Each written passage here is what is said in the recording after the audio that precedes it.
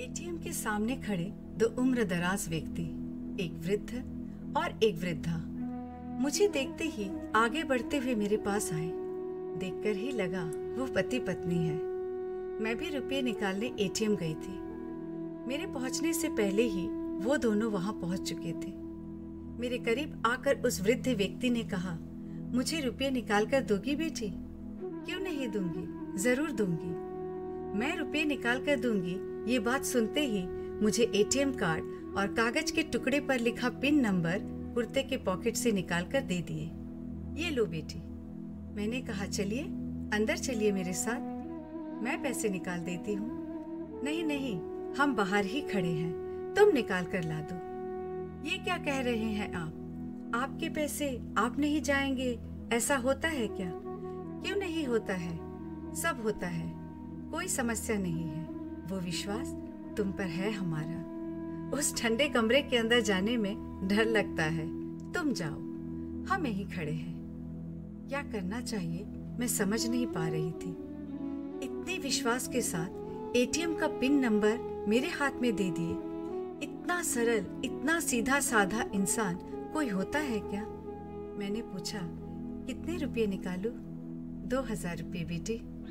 मैंने 2000 रुपये निकाल कर उनके हाथ में देकर कहा, इस तरह किसी पर भरोसा मत करिए, कब कौन आपको धोखा दे जाए पता भी नहीं चलेगा।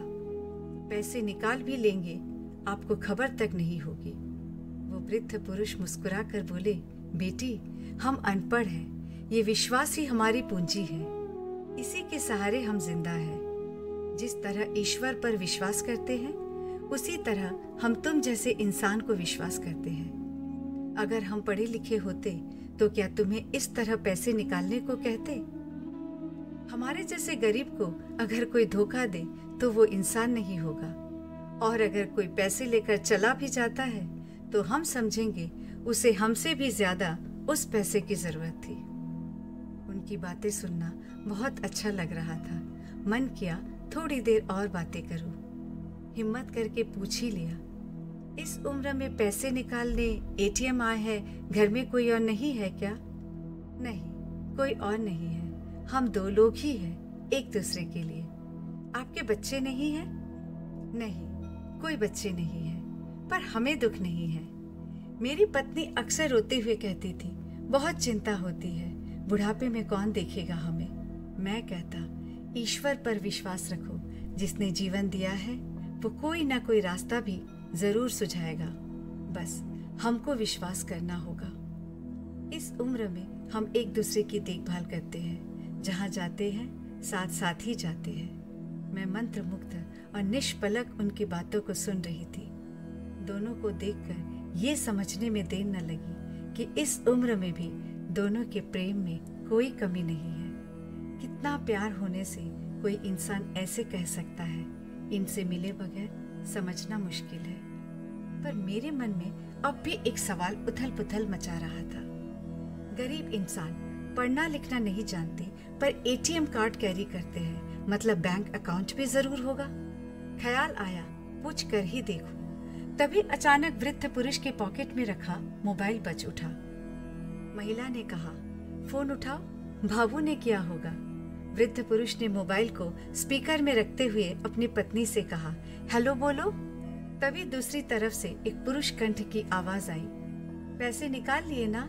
हाँ बेटा, निकाल लिए। ठीक है, अब घर जाइए, मैं बाद में फोन करता हूँ। जाते वक्त दवाई जरूर ले लीजिएगा, और हाँ, ध्यान से जाइएगा।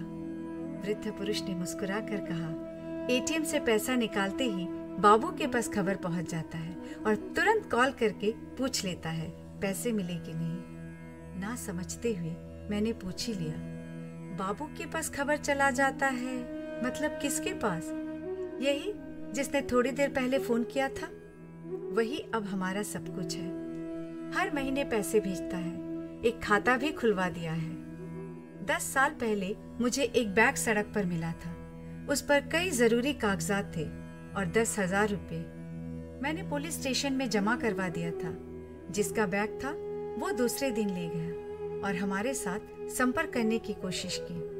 उसने कहा वो बैग उसे न मिलता तो उसकी नौकरी रुक जाती।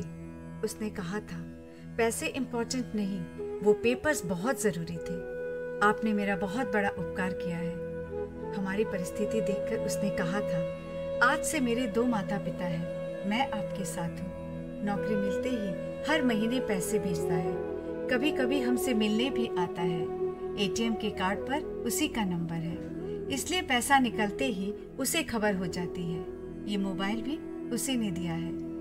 मेरी पत्नी को इसलिए कहता हूँ, देखो, जिसका कोई नहीं होता उसके साथ ईश्वर होता है। सच्चाई की राह पर चलोगे तो कोई ना कोई ईश्वर के रूप में तुम्हारा साथ देगा। तुम्हारे जैसे इंसान है, इसलिए इंसानियत पर विश्वास है और उसी विश्वास के सहारे आज भी चल रहे हैं। तुम्हारा बहुत समय ले लिया मैंने, मैं तब भी खड़ी थी। मैंने देखा अपनी पत्नी का हाथ पकड़कर वो आगे की ओर बढ़ने लगे। कितना कुछ सिखा गए इस छोटे से पल में।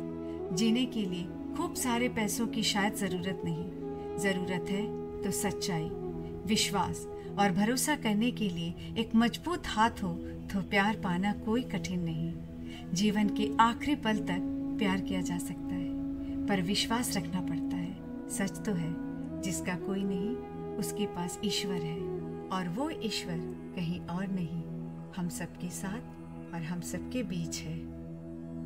Composition Surjit Ghosh, translation and narration Pratima.